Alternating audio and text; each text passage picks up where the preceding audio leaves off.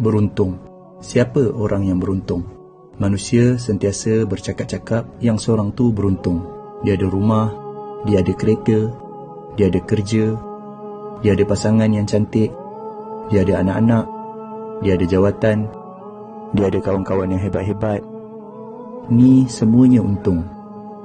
Tapi hanyalah untung dunia dan tak perlu didengkikan. Yang beruntung, yang tahu bahawa baca 2 ayat terakhir surah Al-Baqarah dalam satu malam akan mencukupkannya, lalu dia pun amalkan. Yang beruntung, yang tahu bahawa siapa baca ayat Al-Kursi selepas setiap kali salat, tiada halangan untuk masuk syurga kecuali mati, lalu dia pun amalkan.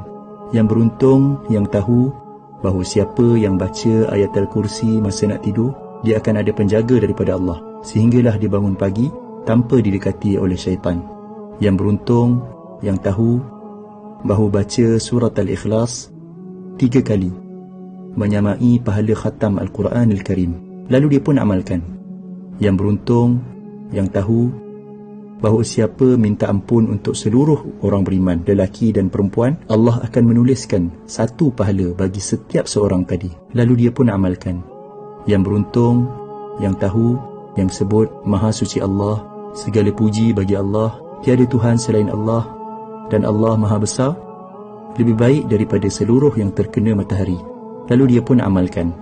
Yang beruntung, yang sebut tiada Tuhan selain Allah, satu-satunya, tiada sekutu baginya. Baginya lah kerajaan dan kepujian. Dialah yang menghidupkan, dialah yang mematikan, dan dialah maha berkuasa atas segala sesuatu. 10 kali selepas salat maghrib dan 10 kali selepas salat subuh, sebelum dia mengubah kedudukan kakinya, menyamai pahala membebaskan 4 orang hamba daripada anak-anak Nabi Ismail AS. Lalu dia pun amalkan. Yang beruntung, yang tahu, yang siapa yang sebut ketika mendengar azan, Ya Allah, Tuhan yang menguasai seruan azan yang sempurna ini dan salat yang didirikan, kurniakanlah kepada Muhammad kedudukan yang tinggi dan terpuji, dan bangkitkanlah dia di kedudukan yang terpuji yang telah engkau janjikan. Dia akan mendapat syafaat Nabi Muhammad sallallahu alaihi wasallam pada hari kiamat. Lalu dia pun amalkan. Yang beruntung, yang tahu, yang dalam sehari ada 24 jam, tapi dia mampu membaca 1 juzuk Al-Quran yang mengambil masa lebih kurang 20 minit sahaja.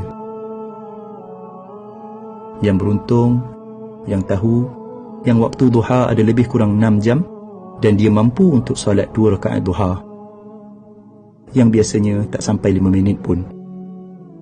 Yang beruntung, yang tahu, yang waktu malam ada hampir 11 jam dan dia mampu untuk salat witir 1 rakaat yang mungkin tak sampai 3 minit pun.